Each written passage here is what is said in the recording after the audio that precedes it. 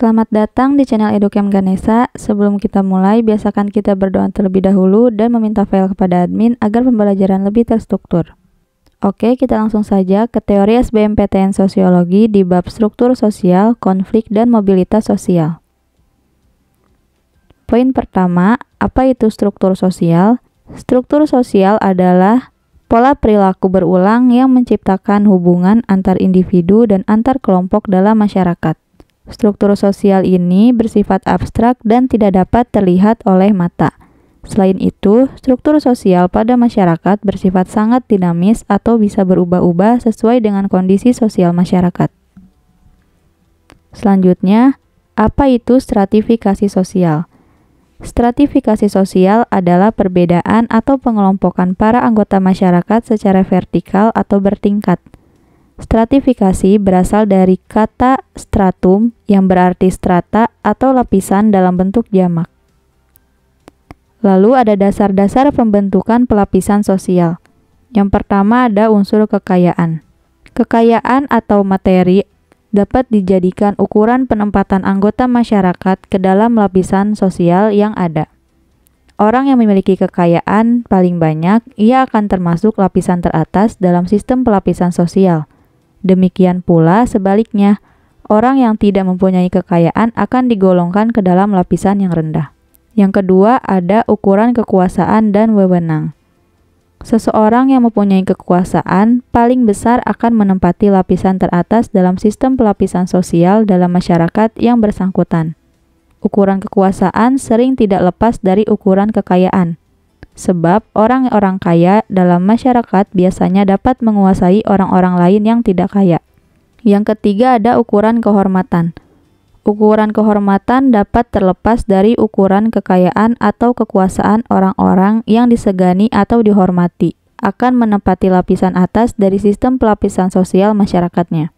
Ukuran kehormatan ini sangat terasa pada masyarakat tradisional, misalnya, biasanya mereka sangat menghormati orang-orang yang biasanya kepada masyarakat, serta para orang tua atau orang-orang yang berperilaku dan berbudi luhur. Dan yang keempat ada ukuran ilmu pengetahuan. Ukuran ilmu pengetahuan sering dipakai oleh anggota-anggota masyarakat yang menghargai ilmu pengetahuan. Seseorang yang paling menguasai ilmu pengetahuan akan menempati lapisan tinggi dalam sistem pelapisan sosial masyarakat yang bersangkutan. Lalu selanjutnya ada pengaruh stratifikasi sosial dalam masyarakat. Yang pertama ada etnosentrisme. Etnosentrisme ini dipahami sebagai mengagungkan kelompok sendiri. Mereka yang berada di stratifikasi sosial atas menganggap dirinya adalah kelompok yang paling baik. Yang kedua ada eksklusivitas. Eksklusivitas ini dapat berupa gaya hidup, perilaku, dan juga kebiasaan mereka yang sering berada antara satu pelapisan dengan lapisan yang lain. Cara hidup dari lapisan atas akan berbeda dengan gaya hidup lapisan menengah dan bawah. Demikian juga halnya dengan perilaku masing-masing anggotanya dapat dibedakan, sehingga kita mengetahui dari kalangan kelas sosial mana seseorang berasal. Dan yang ketiga ada konflik sosial. Konflik sosial ini contohnya adalah demonstrasi buruh menuntut kenaikan upah atau peningkatan kesejahteraan dari perusahaan tempat mereka bekerja. Selanjutnya ada unsur-unsur stratifikasi sosial.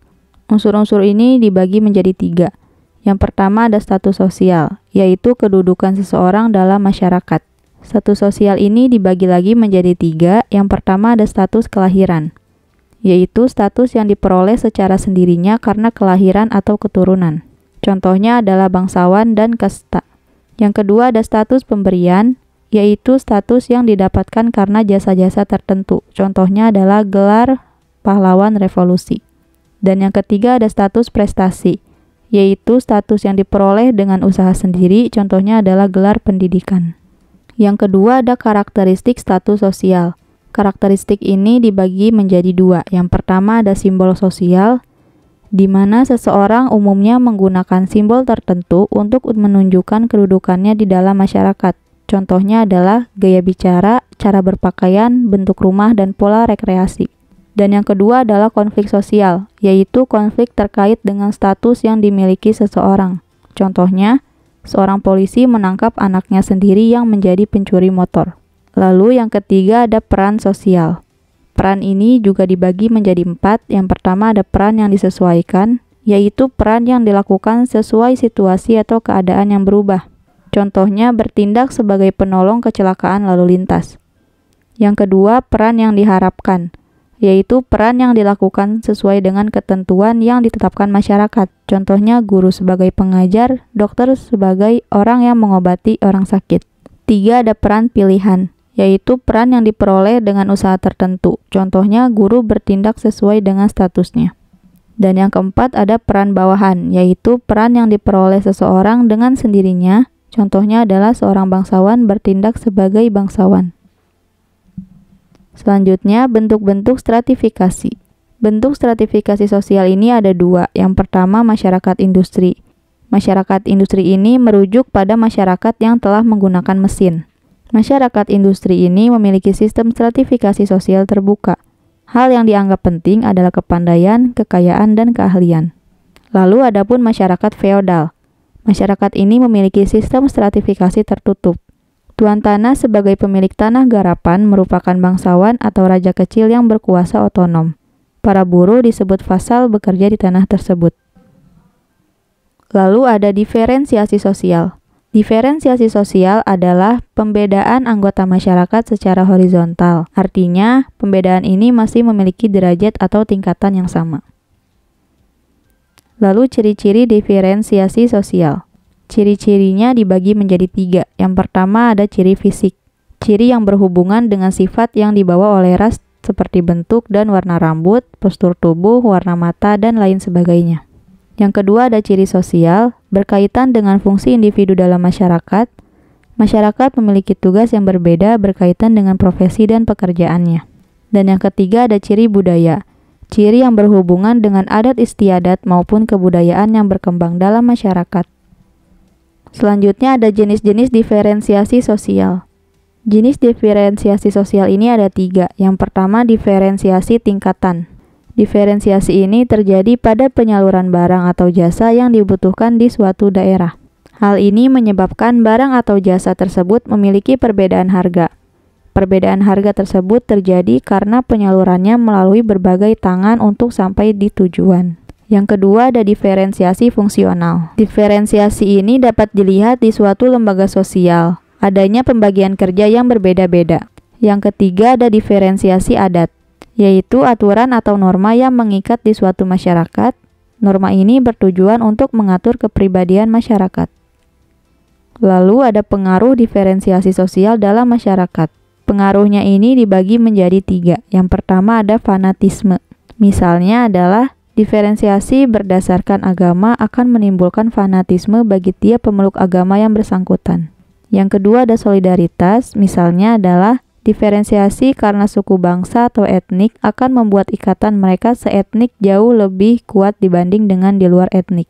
Dan yang ketiga ada toleransi, di mana kesadaran akan batas dan perbedaan antara kelompok yang berbeda merupakan rasa mau menghargai perbedaan sebagai wujud toleransi. Selanjutnya, apa itu konflik sosial? Istilah konflik secara etimologis berasal dari bahasa Latin, yaitu kon yang berarti bersama dan figer yang berarti benturan atau tabrakan. Konflik yaitu proses pencapaian tujuan dengan cara melemahkan pihak lawan tanpa memperhatikan norma dan nilai yang berlaku. Sedangkan konflik sosial yaitu pertentangan antar anggota atau masyarakat yang bersifat menyeluruh di kehidupan. Selanjutnya ada jenis-jenis konflik. Yang pertama, konflik antara atau dalam peran sosial. Misalnya, antara peranan dalam keluarga atau profesi, konflik antara kelompok-kelompok sosial, konflik kelompok terorganisasi dan tidak terorganisasi. Yang kedua ada konflik antara kelompok-kelompok sosial. Yang ketiga, konflik antara kelompok yang terorganisir dan tidak terorganisir. Dan yang keempat, konflik antar satuan nasional. Contohnya adalah antar partai politik, antar negara, atau organisasi internasional. Selanjutnya ada faktor penyebab konflik. Yang pertama, perbedaan kepentingan antara individu atau kelompok. 2. Perubahan nilai yang cepat dan mendadak dalam masyarakat. 3. Perbedaan individu meliputi perbedaan, pendirian, dan perasaan.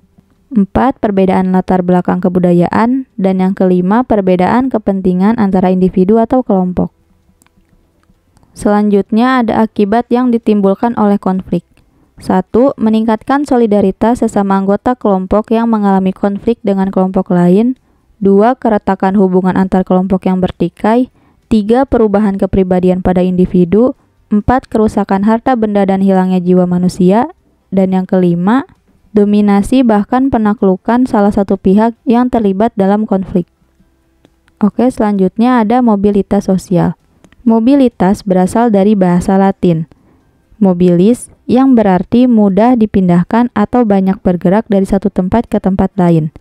Jadi, mobilitas sosial adalah perpindahan status sosial yang dimiliki seseorang atau kelompok ke status sosial yang lain dalam masyarakat. Selanjutnya ada bentuk dari mobilitas sosial. Yang pertama ada mobilitas vertikal. Mobilitas vertikal yaitu perpindahan status yang dimiliki seseorang atau kelompok ke status sosial lain yang tidak sederajat dari sebelumnya. Mobilitas vertikal dibagi menjadi dua, ada mobilitas vertikal naik dan mobilitas vertikal turun. Untuk mobilitas vertikal naik yaitu naiknya orang berstatus sosial rendah ke status sosial yang tinggi dan terbentuknya suatu kelompok baru yang lebih tinggi. Sedangkan mobilitas vertikal turun, di mana turunnya kedudukan seseorang ke kedudukan lebih rendah, dan tidak dihargai lagi suatu kedudukan sebagai lapisan sosial atas. Lalu ada mobilitas horizontal dan antagenerasi. Mobilitas horizontal adalah perpindahan status sosial seseorang atau sekelompok orang dalam lapisan. Cirinya adalah lapisan sosial yang ditempati tidak mengalami perubahan. Sedangkan mobilitas antagenerasi adalah perpindahan dua generasi atau lebih. Mobilitas antagenerasi dibagi menjadi dua. Yang pertama mobilitas intergenerasi, yaitu perpindahan status sosial yang terjadi di antara beberapa generasi. Dan yang kedua mobilitas intragenerasi, yaitu perpindahan status sosial yang terjadi dalam satu generasi yang sama. Selanjutnya ada faktor pendorong mobilitas sosial.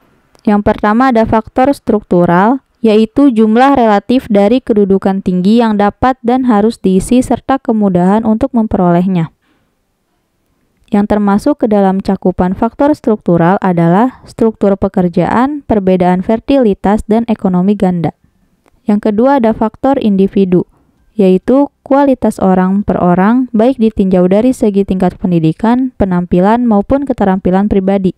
Yang termasuk ke dalam cakupan faktor individu antara lain 1. Perbedaan kemampuan, 2. Orientasi sikap terhadap mobilitas, dan yang ketiga faktor kemujuran. Yang ketiga ada tiap status sosial, di mana tiap manusia dilahirkan dalam satu status sosial yang dimiliki oleh kedua orang tuanya. Yang keempat ada faktor keadaan ekonomi, di mana dapat menjadi pendorong terjadinya mobilitas manusia. Yang kelima ada faktor situasi politik, keenam faktor kependudukan, dan yang ketujuh faktor keinginan melihat daerah lain. Selanjutnya ada faktor penghambat mobilitas sosial. Yang pertama karena faktor kemiskinan, 2. Faktor perbedaan ras dan agama, 3. Faktor diskriminasi kelas, 4. Faktor perbedaan jenis kelamin, dan yang kelima faktor pengaruh sosialisasi yang sangat kuat. Lalu ada saluran-saluran mobilitas sosial.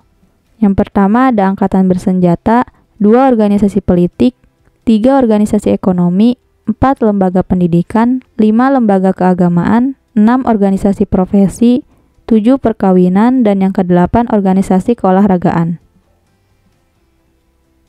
Lalu selanjutnya ada dampak mobilitas sosial.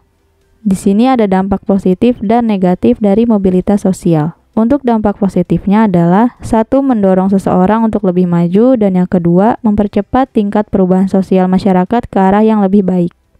Lalu ada dampak negatifnya. Yang pertama timbulnya konflik. Konflik ini bisa terjadi antar kelas maupun antar kelompok kelas. Lalu yang kedua berkurangnya solidaritas kelompok. Berkurangnya solidaritas kelompok ini dapat menimbulkan ketakutan, adanya gangguan psikologis, dan mengalami frustasi.